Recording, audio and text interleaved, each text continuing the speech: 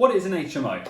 Hey, it's Chris here from Property Abundance, and in this video we're going to look at what is an HMO. It's a very popular property strategy. It's one that can make you a lot of money, but what is it? How does it work? And most importantly, how can you start doing it yourself?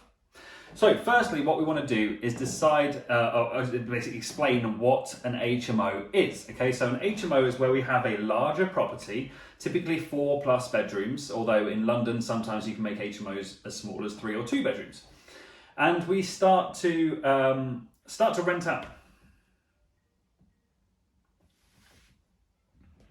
Hey, it's Chris here, and in this video we're going to be looking at what is an HMO, why you should be interested in it, and most importantly, how you can start making money using this strategy today. So the first thing we're going to talk about is what exactly is an HMO, okay? Because it's important that we understand the concept of what we're talking about before we dive into the numbers. So the government definition of an HMO is a property shared by 3 or more unrelated people who share facilities. Now again, in this instance, what we're doing, instead of taking the property and renting it out as a whole, we are creating individual rental units within that property and renting out those rooms privately to individual people. So that means you have multiple tenancies within one house. Now these multiple tenancies will share the communal facilities, things like the kitchens and bathrooms will typically be provided as shared facilities, and you might even have some shared communal space like a conservatory, a living room, a garden, that your tenants can start to use together as well. Now again, an expectation from a tenant's perspective when renting a room in an HMO is that all bills will be included in their rent. Okay, you can't charge them separate fees, but you can charge all-inclusive rental price. So make sure that you're putting all your bills included within the rent and factor that into your costings. There will also be an expectation that the property comes fully furnished so that when they move into their room, their bed's already there, the mattress is already there, there's a wardrobe, a chest of drawers, maybe even a desk, and a bedside table. And they'll expect that that will be provided with the room. There will also be an expectation from tenants that the kitchen comes fully equipped, so that they don't have to bring their own pots and pans and plates and knives and forks and spoons and mugs, and so the list goes on. But they move into their private room where they have communal facilities in the kitchen that they can use and share with other people. So you'll need to fully equip your kitchens as well. Now, who actually rents these types of properties? Okay, what kind of tenant profiles might you be able to get?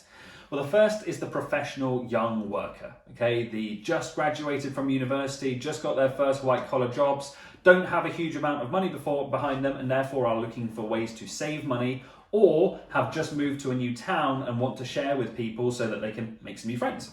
So you get the professional white collar market. Now they're generally looking for a nicer standard of HMO, they're generally looking for higher spec rooms, nicer communal facilities, nice gardens, nice living rooms, so that they can have a social experience in that property. They're there because they're looking to make friends, they've maybe just moved to the area and they want to have a social experience. The other option is students, okay, the student market. Now again, students, all these tenant profiles come with pros and cons. The pros of students being that they are there every year, okay, if you have a university in town, you have student demand. The disadvantages of students being that they generally create a bit of mess. You will have more wear and tear on your properties compared to other tenant types because students like to have a good time. You know, I remember back to my university days, if I think about the condition of our student house, how our landlord didn't kick us out, I have no idea.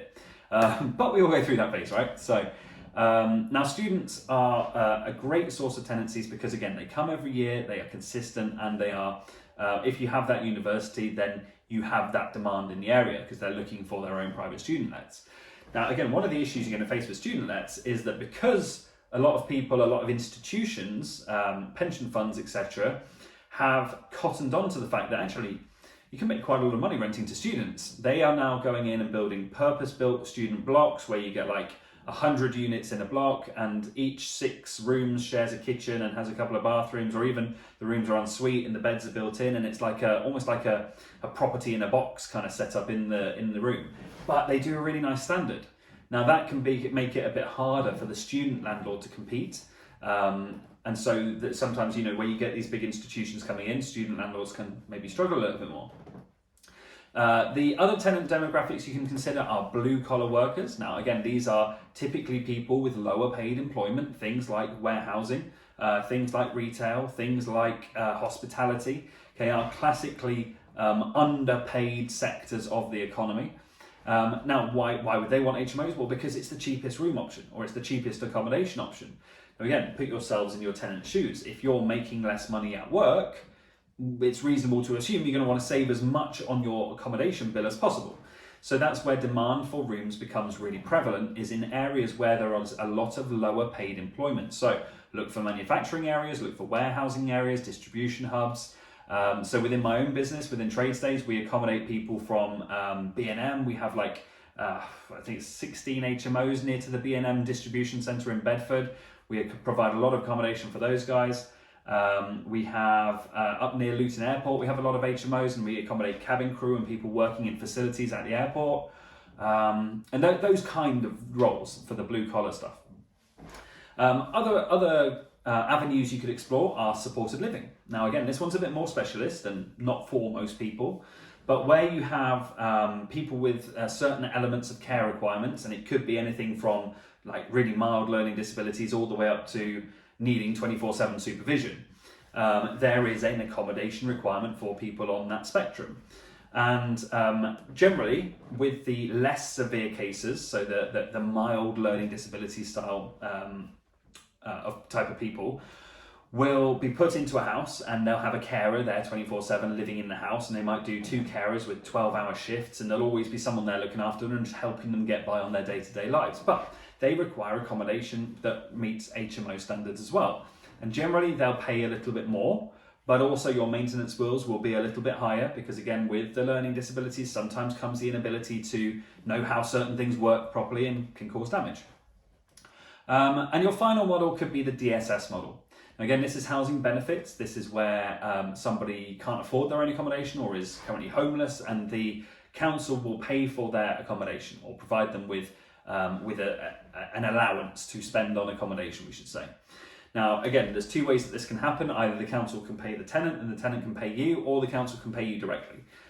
Typically where we're working, we have the council pay us directly because it cuts out the ability for anyone not to pay their rent. So it just makes our business much more systemized. Now, why would you be interested in HMOs? Why should you be considering this model? It's because 2 reasons. Firstly, there is a massive demand for it.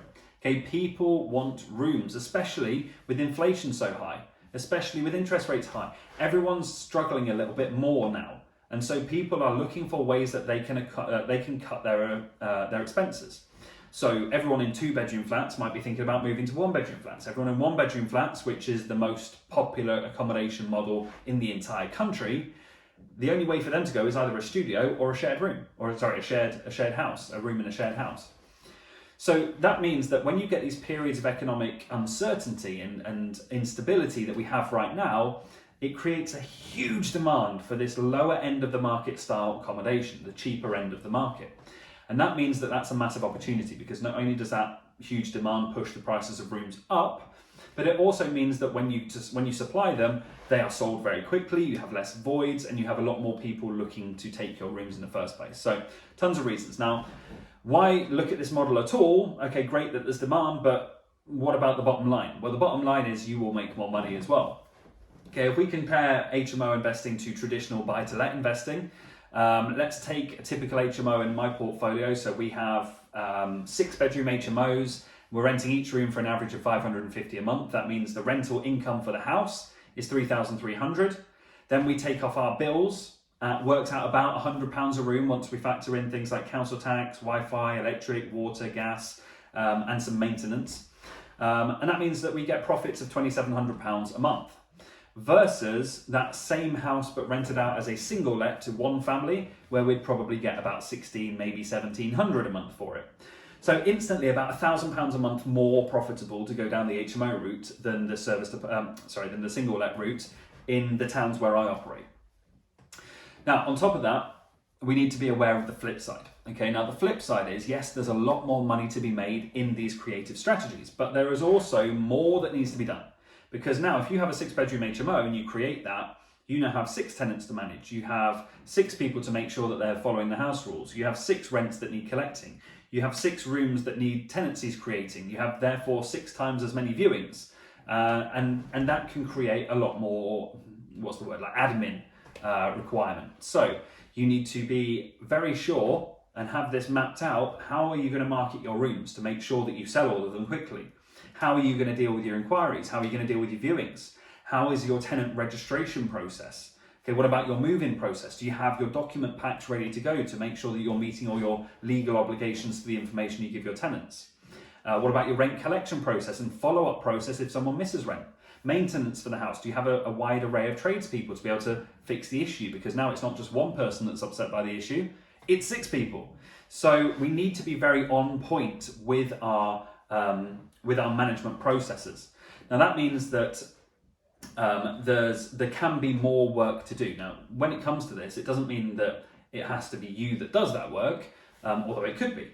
If you are doing the work yourself, you'll be paying yourself a very good hourly rate when you consider that you'll be making profits of £2,700 per month per property. But it can be fully outsourced. There are HMO management providers out there. If you need recommendations, feel free to reach out. But you can either fully outsource that process, or you can start to build these processes in-house and actually build the business yourself, build software into your business to automate a lot of this stuff, and then build teams to take over the kind of the touchy-feely bits where someone actually has to do things for you, so you don't need to do it. So if you want to find out how you can do that, I've set some time aside in my team's diary. We've got 30-minute call slots available, completely free of charge, where you can get to grips with exactly where you are right now. My team can give you a bit more information on this and how you can apply it, and then you can understand what your next steps should be as well. So if you want to get one of those free consultation calls with my personal team, go ahead and check the link in the description down below or in the comments, depending on where you're watching this video. If you found this useful, by the way, please do me a massive favor. Click the like button, drop me a comment. What was your biggest takeaway? And also, what do you want to learn from in the next video? Okay, I'm always looking for suggestions on what content we should produce. We do have a content schedule that we're working through, but I'm always open to feedback from the audience as well. So let me know what you'd like to see produced from my own 7-figure property business. All the lessons come straight out of there, so it is based on genuine experience. So let me know in the comments, what do you want to hear about? And make sure to subscribe to stay up to date with the latest content straight out of TradeStays, my own 7-figure property business based here in the UK. Other than that, guys, get those calls booked if you want to find out how my team can help you get clear on your next steps, and I'll see you on the next video. Bye-bye.